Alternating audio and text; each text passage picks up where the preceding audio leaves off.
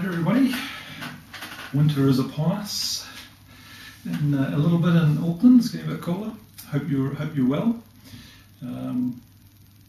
For those of you who maybe have just picked this video blog up and not aware that I have my own blog site, www.massiveaction.tv, and normally I'm talking about property investment and associated things, but one of the things that I keep on getting asked about is mindset and how to get one's head in a good place. More and more people that I work with realise that their problem is their real estate between their ears, not finding the real estate to actually buy. So I've been running a series effectively on healing past hurts. This first part is, but on dealing with issues in our life to help us make good decisions and to not be driven by things. So if you've just come across this particular video, please visit my website, go back a few days, and you'll see in the written blog where it says that I'm starting to run this particular series. So for those of you who've been watching and waiting, let's carry on. So we talked last time a bit about the way that unforgiveness affects us and the damage that it does. And we want to move on from that and deal with the actual issue of unforgiveness. How do we deal with it? And some practical steps. I don't know how far we'll get right now, we'll see. But there's two things that you need to understand. One is that unforgiveness, as I've already shown you yesterday, affects us emotionally, affects us spiritually, and can affect us physically. And you need to understand that when we harbour unforgiveness against another person, the person who is being affected or damaged is us, not the other person, right? You might be sitting there hating someone and they're dead, or they don't know that they did anything wrong to you. So the problem with unforgiveness is that many times we feel that it's justified because of what's happened to us, but it's only affecting us. It's very uncommon that the other person is sitting there knowing that you're harbouring resentment against them and it's affecting them. You're the one whose life will ultimately get destroyed. And the other thing is to understand that many times when we will internalise things, and sometimes it sounds a bit weird, but we kind of harbour unforgiveness against ourselves. There are things that we are unable to forgive ourselves for.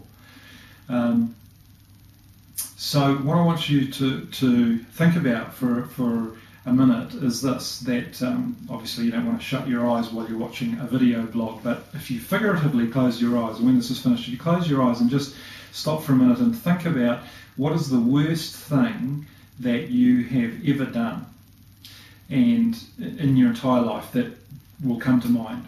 Think about what's the worst thing that you've ever done, and just for a second, we tend to keep a good cap on our emotions, but just allow yourself to think about, how do I feel about that thing that I did?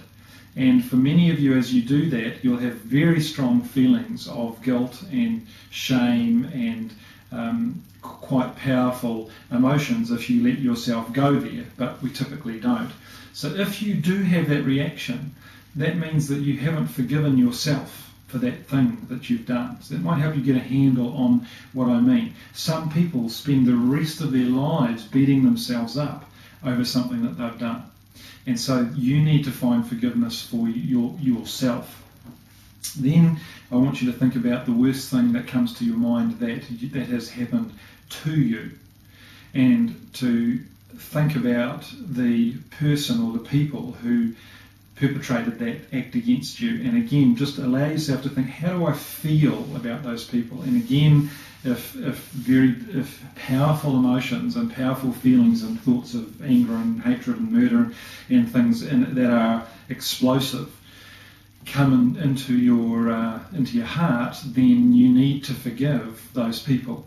So we actually have two things. I'll tell you another very common one is that people in New Zealand, a very high percentage of people have had some contact with the church, and they'll be going along to a church, may or may not call themselves Christians, but in many cases they will, and somebody at the church really hurts them, wounds them in some way. Maybe the pastor, it may not. So what do? We tend to blame God So we actually harbour unforgiveness against God for allowing this to happen, or we blame Him even though the event was perpetrated by a person. And so unless we learn to deal with unforgiveness, to deal with these issues, it can be very debilitating. And so this is what I'm saying to you, that's the only way forward to deal with some of these things. I'm yet to find somebody where the roots of a lot of this stuff is not in unforgiveness. Now, before we get to, we may or may not get this evening to how to deal with it, or the steps to deal with it, but you just need to understand we need to forgive ourselves, we need to forgive others, and it's for our benefit, because we're the ones who are getting hurt when we don't. That's step one. You need to understand that we're not trying to let somebody off the hook. We're not saying that what they did was right. We're not saying that what they did or what we did was okay, that it's like, oh well. We're not saying that at all, and that's where we often get stuck. And I remember actually I used to run a foster home for street kids, and I remember having a young guy living with me, and he'd been sexually abused by a neighbour, I think. And I watched him battle for a long time, and I would talk to him and say, look, you're the one whose life is being destroyed. This guy was seriously off the rails. Lovely guy, but really a mess. And I remember, I can remember often that he would just say, I can't get past the fact that what he did to me was so wrong. And so unless we learn to embrace the fact that the reason that we need to let go and to forgive others is because it benefits us, and more importantly, unforgiveness destroys us. So it's not about saying, this is okay, that was all right. All right, so it's very important that you understand that. I'm not suggesting that you live and let live, forgive and forget, that those are pat cliches and they're not true. What we are saying is that I'm willing to choose, with an act of my will, to work through whatever it takes to release the person from my judgment of them, because the only one it is destroying is me. I don't know if you saw the original Labyrinth movie with David Bowie, and right towards the end of the movie, I forget the girl's name now, but it's just the scene's always stuck in my mind when she's trying to recall what it is that will get her out of the labyrinth, and she finally looks at him and says, and you have no power over me, and he, from memory, turns into a bird or dissipates or whatever.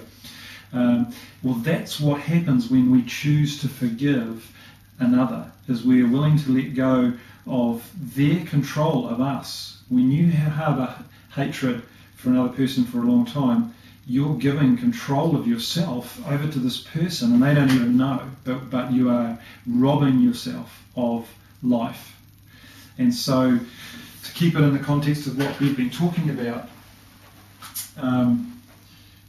what I'm saying is this, is that you need to, there might be issues where you need to stop beating yourself up, you need to extend forgiveness to yourself, and you need to extend forgiveness to others.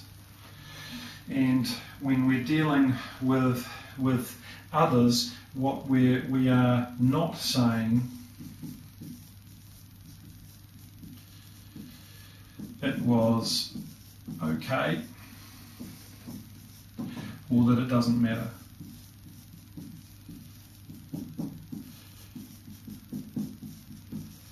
All right, what we are saying is that my well-being is being affected.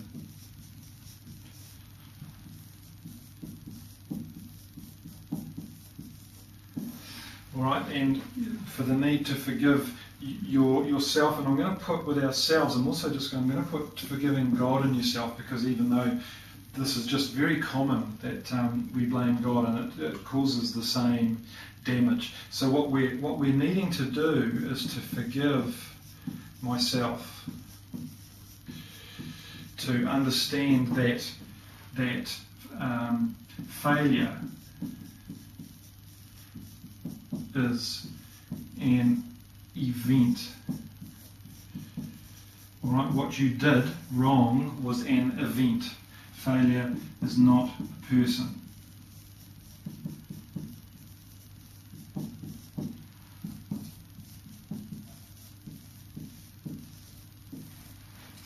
All right, so important that you understand that. Now, what I'm going to ask you to do, your homework, is this. When it comes to forgiving others, what I'd like you to do, or for those of you who want help with this, I just want you to do a list of the things that come to mind so the event and the person involved, or the people involved. Do it in a code. I'm not suggesting you do something that other people can see. You can just have whatever it is. You just do it in some way so that you know. It was DL, and I was emotionally abused. Just something so that you know what it is. And again, the only power I know greater than ourselves to heal us and to set us free is the power of God. So those of you who are okay with that is just to ask God to say, okay, God, who are the people that I need to forgive? Now, I don't care whether you're a Christian or not. That's not true. I do care whether you're a Christian or not, because I want you to go to heaven.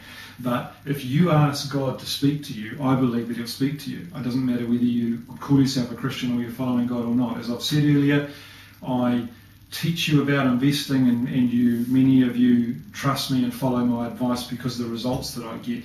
So I can only tell you that in this area of my life, I hope that you'd consider what I'm saying because of the results that I get in my life, and that what I'm telling you, I believe with all my heart, is 100% true. So if you want to get set free, if you want to be happier, if you don't want to be depressed, if you don't want to get angry for no reason, if you want to deal with some issues in your life and become a whole person, ask God to speak to you. Say, God, I don't even know if you're real, but here I am. My name's Joe, and I'm just following what this bloke on the video said to do. Tell me the people that I need to forgive. And I'm telling you, he will. You'll suddenly get person. Just write them down. Don't stop and think about the event and get sidetracked. Just try and keep your kind of self emotionally in check. Just write down. I've had some people end up with 100 things. It's okay. There is no limit on how long the list can be. If it comes to mind, write it down.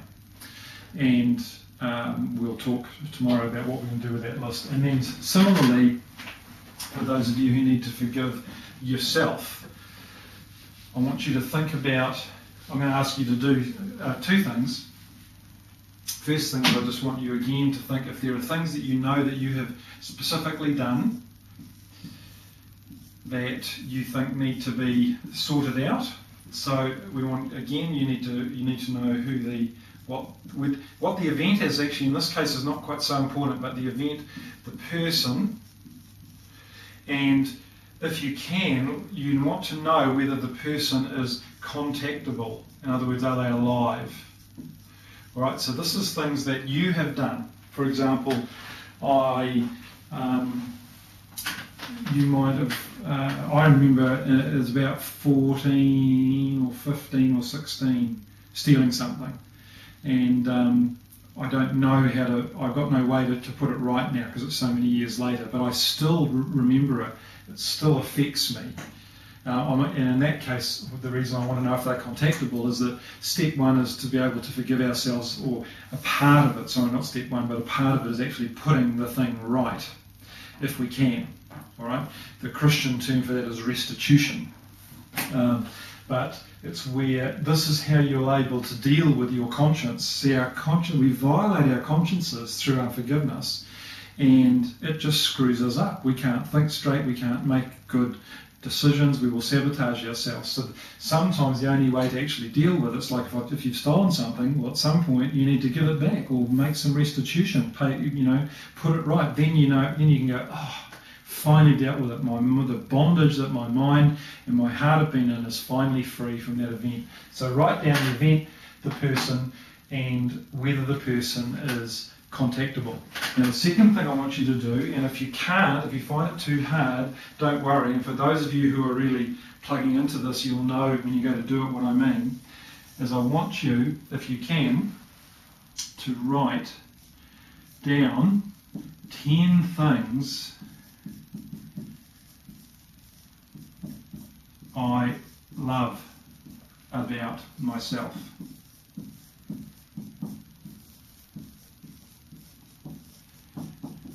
All right, see if you can do it. I'm not going to explain it anymore now. I just want you to see, for those of you who are struggling to forgive yourselves, you'll have low self-esteem attached, you'll think that you're crap or whatever it might be. So I want you just to start to think about, now, you may find that incredibly hard. You may sit there for an hour and think, I can't think of one single thing that I love about myself because I think I'm dirt. And that's so sad, even as I make that statement, that I want to cry thinking that people do think that about themselves, but many of you do, I know. But try. I'll give you some help tomorrow on how to get out of that. But I just want you to start to think, what's something good about me? What's something special about me? And try and come up with 10 things. All right, I think that's enough for one session. Don't want to overload you with trying to do too much. So your homework is, you need to do, if you want help, do a list of things that have happened to you and the people, and do a list of things that you have done, the people, and whether you know for a fact you may be in a relationship with them. Obviously, obvious things, they might be dead, right? So we just want to know that information. And for those of you who know that you have issues on this side, 10 things that I love about myself. And tomorrow we'll go to the next level. See you then. Bye-bye.